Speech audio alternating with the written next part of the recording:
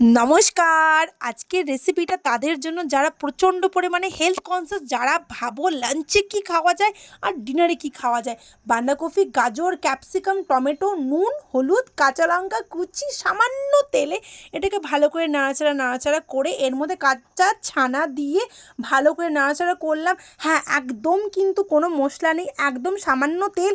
যারা health conscious প্রচণ্ড আছে কিন্তু তার সাথে একটু টেস্ট চাও, তো অবশ্যই কিন্তু এই রেসিপিটা টেস্ট করে দেখো। ভীষণ টেস্টি। আমার খাবার ন্যাচারালি অত টেস্টি হয় না, যাই হোক।